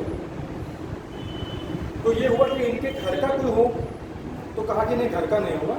तो इनके साथ में मैक्सिमम जो लोग इनके कन्फ्रेंस, इनकी लड़ाई में जो साथ दिया उसको बनाया उत्तराधिकारी। तो बना दिया गया कि ससुर घर का नहीं होता, ध्यान रखिएगा। ससुर दूसरा होता, घर का मतलब अपना ब्लड। जैसे मेरा बेटा मेरा घर का, मेरे ससुर तो मेरे रिश्तेदार होते हैं, ठीक है।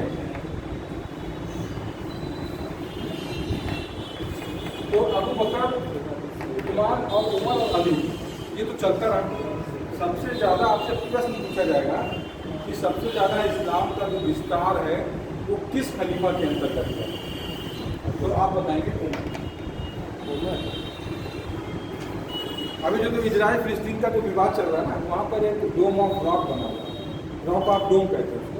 वो उमर नहीं बना है इजराइल फिलिस्तीन में, सर वो आज भी बना हुआ है, वो आज भी बना हुआ है। तो अब उस पर क्लेम सब कर रहे हैं, तीनों कर रहे हैं। यहूदी कह रहे हैं हमारा है, ईसाई कह रहे हैं हमारा है, और इस्लाम कह रहे हैं हमारा है। अब तीनों का एक ही प्लेस है, उसको तीनों लोग।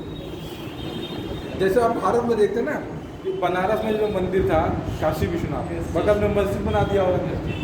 तो अब मुसलमान भी जा रहा है एक ही गली से, और एक ही गली से हिंदू भी जा रहा है। और अब कब कम्युनल झगड़ा हो जाए कुछ पता नहीं है। ये रिकॉर्डेड है, औरंगजेब का आदेश है जो करता हुआ कि कैसे कौन सी मंदिर तोड़ के और कहाँ पर मस्जिद बनानी है। फिर जैसे आज अगर कोई काम होता है, अगर आप प्रशासन में हैं, तो बिना दस्तखत के पेपर पे काम नहीं होगा। मुँह से कह दीजिए काम, आपको लिख के देना पड़ेगा। ऐसा नहीं कि आप डीएम बन के कमिश्नर का गोली चलवा दो और आप लोग चलवा दो और बाद में कमिश्नर साहब निकल जाए तो कौन फंसेगा, सस्पेंड कौन होगा? डीएम साहब। तो डीएम साहब अरे सर आप तो मेरे सीनियर हैं, आप हमको लिखित में दे दीजिए तब हम काम कर दें मौखिक में। आपको इतना कहना है कि आप लिखित दे दीजिए, तब तो डीएम। अब कहते हैं हमारा सीनियर हमसे कई दिन तो हम फांसी कौन चढ़ेगा? डीएम। कमिश्नर फोन कर दिया, बिना रिटर्न के कोई काम जब तक लिखित में आपको नहीं मिलेगा मौखिक का कोई मतलब नहीं। ठीक है, ये आप आगे से भी ध्यान रखिए। तो औरंगजेब के भी जो आदेश है उन पर बाकायदा मोहर लगा के रखो, तो अभी भी सुरक्षित रखो, अभी भी रिकॉर्ड पे है। और इस इतिहास अभी तो आगे चलेंगे जो बातें डिस्कस करेंगे, इरफान हबीब वगैरह ने स्वीकार किया है कि आप छोड़ो तो पुरानी बातें, अब आगे क्या अच्छा। तो उमर ने अब अरब को देखिए मैप में, तो अरब के इधर पूरब में भी और इधर पश्चिम में भी इस्लाम का विस्तार है। यानी कि आप मान लीजिए पुर्तगाल और स्पेन तक इस्लाम का विस्तार है, यूरोप, पुर्तगाल और स्पेन तक। और इधर जो आपका एक साम्राज्य था जिसको बोलते हैं पारसी साम्राज्य, तो बहुत बढ़िया चीज़ है। आपने रतन टाटा को देखा, पारसी थे ना, ये सब यहीं से उभर के आए थे भारत में। और देखो गुजरात में बसे थे, क्यों गुजरात में बसे थे? उधर से आए, पानी के जहाज से आए, और अभी मैंने गुर्जर प्रतिहार बताया, गुजरात बताया ना, आएंगे उधर से, ट्रेड सारा वहीं से होता था। और वहाँ जब वो इस्लामीकरण हो रहा था पर्शियंस का, ये सोच नहीं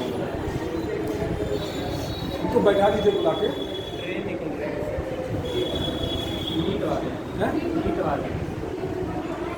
ये सस्ती बात है।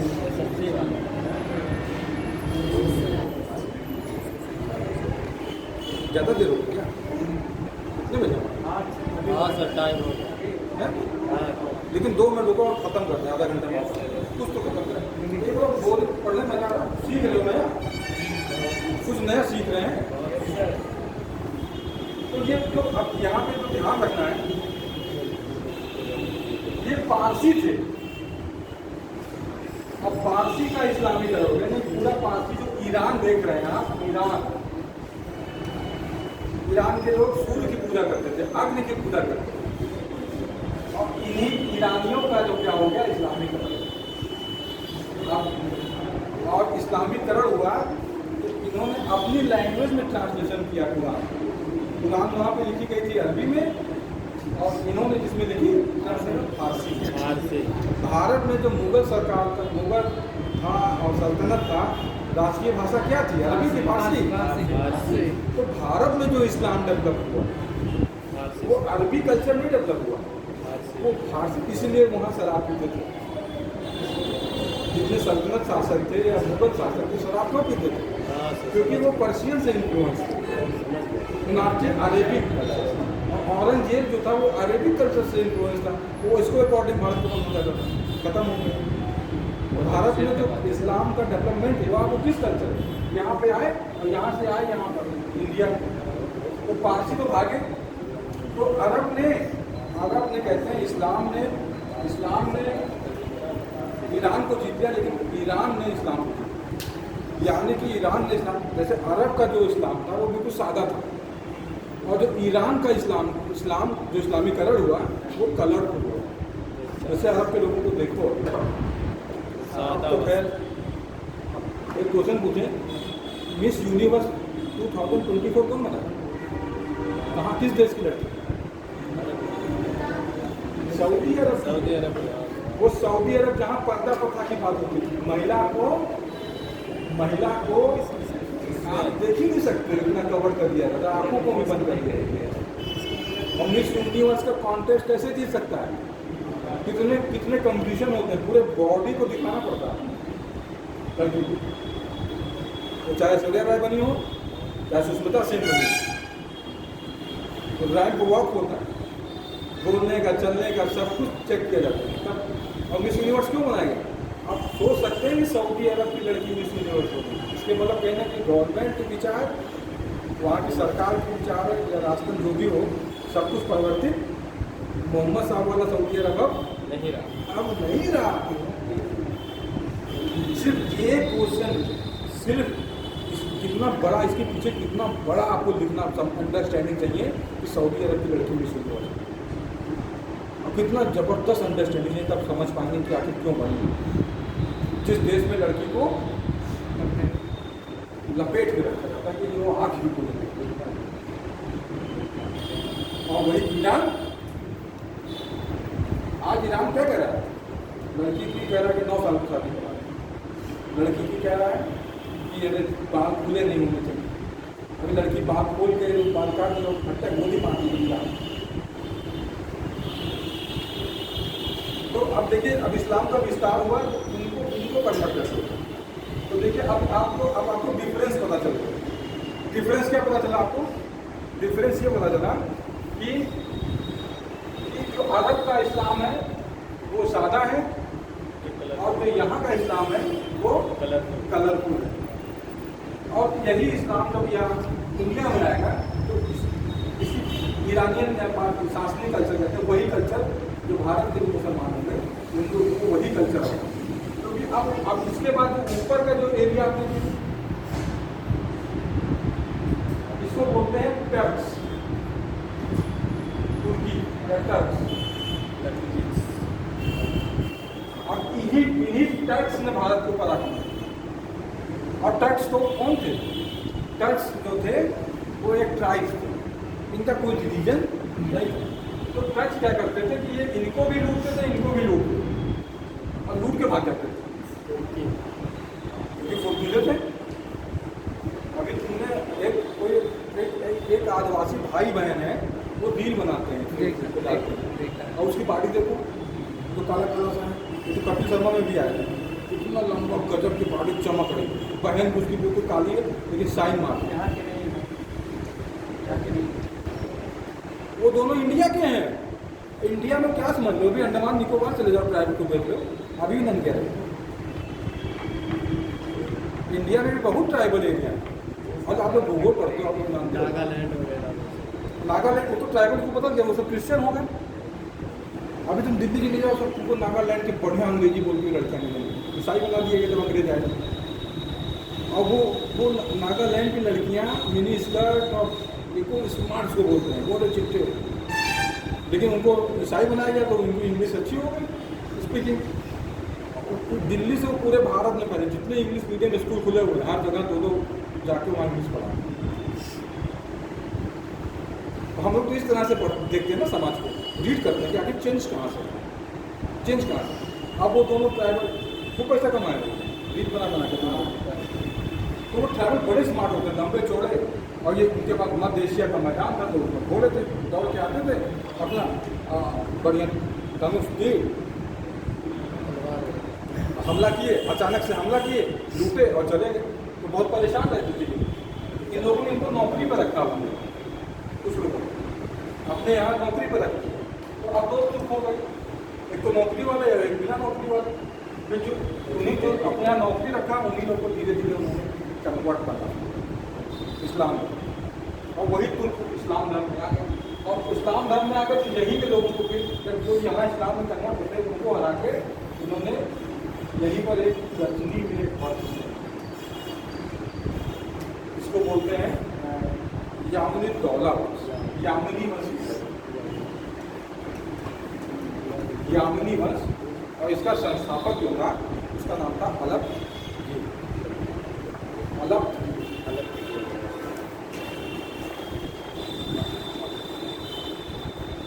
दिन आया। फिर इसका दामाद आया जिसका नाम था सुबु। इसका बेटा का नाम था जो 17-18 साल का था, इसका नाम था महमूद।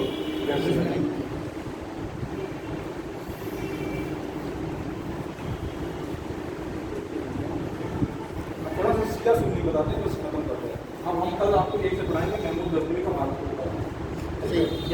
आप देखेंगे कैसे यूरोप तक फैला, कैसे मध्य एशिया तक आया, और एशिया के बाद ये तुर्क कहाँ से आ गए, और ये तुर्क जो कन्वर्ट हुए तो ये नए कन्वर्टेड मुसलमान थे, तो इनके दुश्मन जो भी नॉन मुस्लिम थे वो सब इनके दुश्मन, जो भी नॉन मुस्लिम था, लेकिन तुर्क भी था, अगर वो नॉन मुस्लिम है, इस्लाम ने स्वीकार किया है तो वो भी उसका दुश्मन है।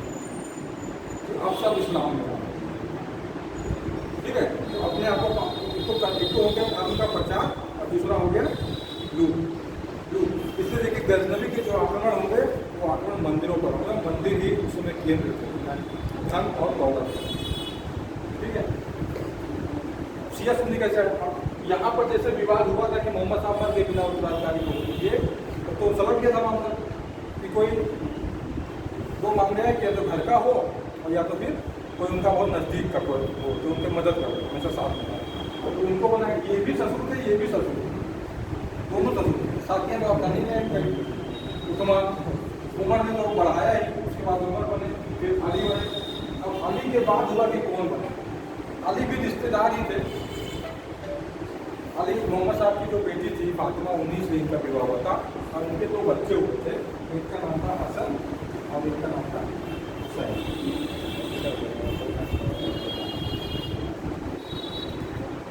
अब हुआ है कि मुगल ये जो इस्लामिक साम्राज्य है वो धीरे धीरे बहुत बड़ा हो गया छोटे से। तो क्या हुआ, एक खलीफा है उसके माध्यम से शासन हो रहा है, तो खलीफा क्या करता था कि गवर्नर अपॉइंट करता था, गवर्नर यहाँ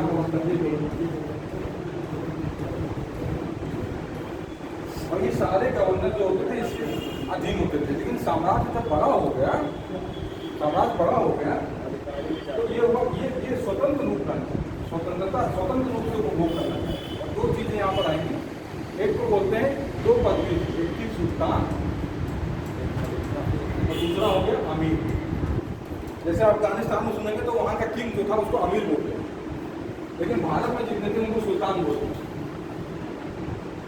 तो ये हुआ कि आप ये अभी तक तो आप उन्होंने कहा कि धार्मिक पावर जो है तो बड़े इतना बड़ा साम्राज्य होता है तो अकेले प्रकट कर सकते नहीं। उन्होंने कहा आप सम्मान बजाय रखिए, जो धार्मिक पावर है वो आप हमको दे दीजिए और जो राजनीतिक पावर है वो उसका होगा, यानी कि बार बार तो गवर्नर हम जगह अपॉइंट कर नहीं पाएंगे। उन्होंने कहा कि अब राजनीतिक आज़ादी का मतलब हो गया कि आप अपनी इंडिविजुअल सेना रखिए, आप इंडिविजुअल टैक्स लगाइए और आप इंडिविजुअल अपने उत्तराधिकारी को ट्रांसफर, यानी कि आप सुल्तान हैं तो आपका बेटा भी सुल्तान बन सके। ये परिवर्तन आया खलीफा में, तो इसीलिए साम्राज्य बड़ा होता है। आप कहाँ भारत हैं, आप कहाँ मक्का है, कहाँ तुर्की है और कहाँ भारत है। लेकिन भारत का जो मुसलमान है वो धार्मिक रूप से इसके टच में जुड़ा है, इसीलिए भारत की सरकार इसका विरोध करती है। इनके टच में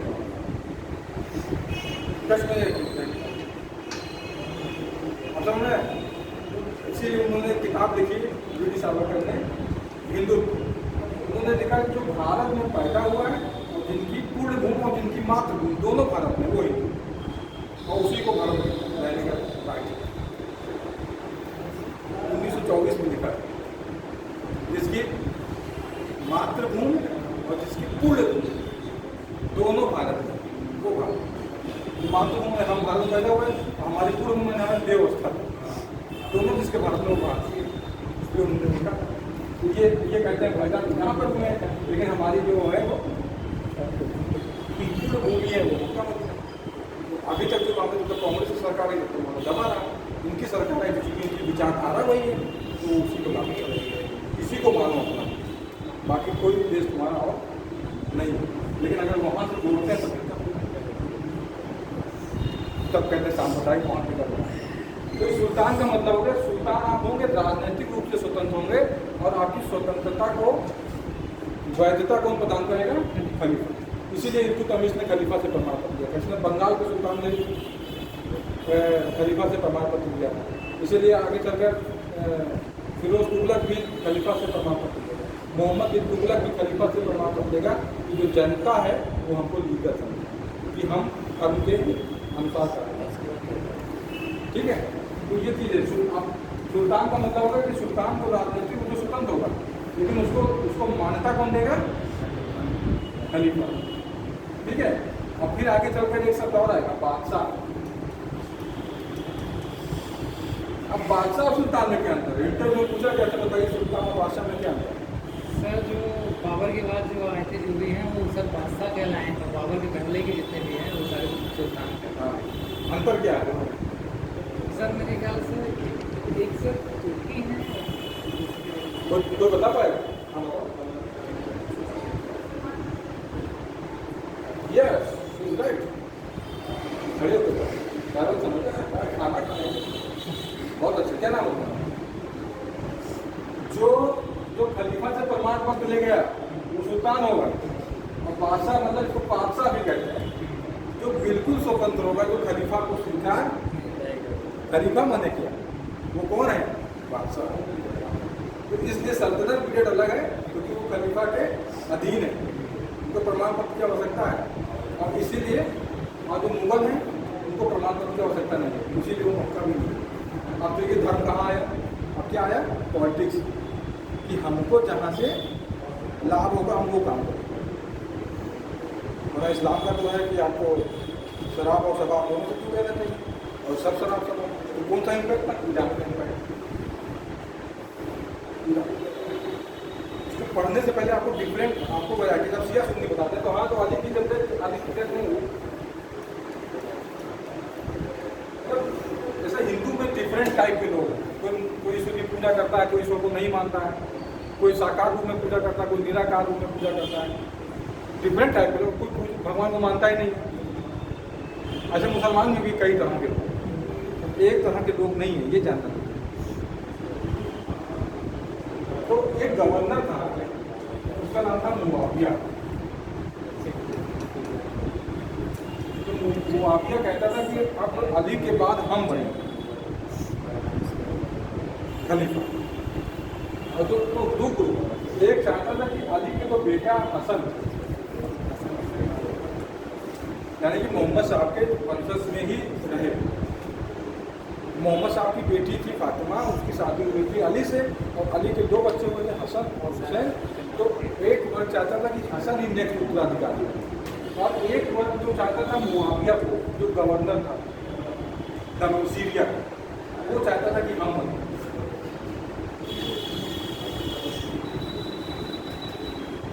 तो जो चाहता था कि अली बने, अली के जो समर्थक थे वो शिया थे, और जो मुआविया को चाहते थे वो कहलाए सुन्नी। उसके पीछे एक युद्ध भी हुआ, जिसको बोलते हैं करबला का युद्ध। करबला का युद्ध हुआ, जिसके लिए आप मुहर्रम देखते मनाया जाता है ना, अभी भी हर साल मुहर्रम मनाया जाता है। तो इनके फॉलोवर्स और इनके फॉलोवर्स के बीच में हुआ था करबला का युद्ध, मुआविया के बीच में, और जिसमें उनको हसन को मार दिया। और इसीलिए जब करबला में या अली लोग चिल्लाते हैं, मातम मनाते हैं, या हुसैन या हसन कहते हैं, वो सब जो चाहते थे कि जो नेक्स्ट पैगंबर हैं वो कौन बने? अली बने। लेकिन उनको नहीं बनाया, बल्कि एक खुद बने। अब बना है तो कब? 661 की बात, 661, और 661 से लेकर 750 तक इसको बोलते हैं उमैयद वंश। उमैयद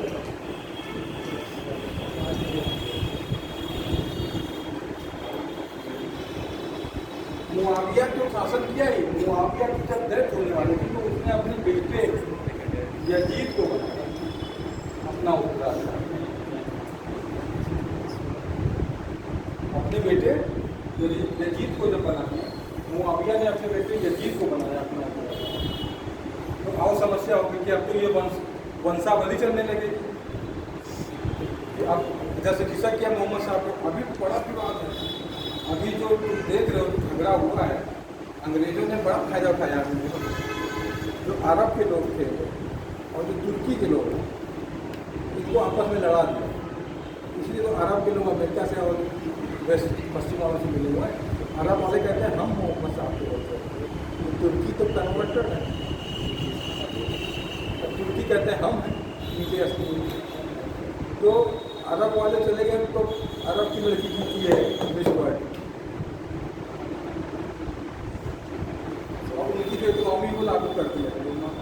अरब वालों को गुलाम किसने बनाया बाद में चल के? इन्हीं टर्क्स ने।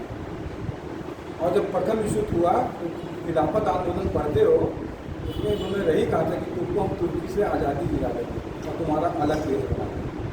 तब सऊदी अरब बना। तो सऊदी अरब को कौन जानता था? आज से अभी 1920, 25, 35, 1900 मतलब आप मान लीजिए 60-70 के दशक में बना है।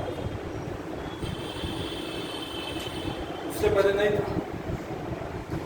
और उससे पहले ये सब एरिया जो था फ्रांस और इंग्लैंड के उसमें था, कब्जे में। अरब वालों को लालच दिया तो अरब वाले उधर से मिल गए। और अभी एक लड़का था, वो बोला अरब वालों को गद्दार कहता है कि ये गद्दार इस्लाम के गद्दार उधर मिल गए अमेरिका वाले। और जो इजराइल फिलिस्तीन में है झगड़ा जो हो रहा है इसमें इजराइल फिलिस्तीन का, अरब के जो लोग हैं, अरब के जो मुसलमान हैं, किसके साथ में? उसके साथ अमेरिका के साथ में। अमेरिका किसके साथ में है?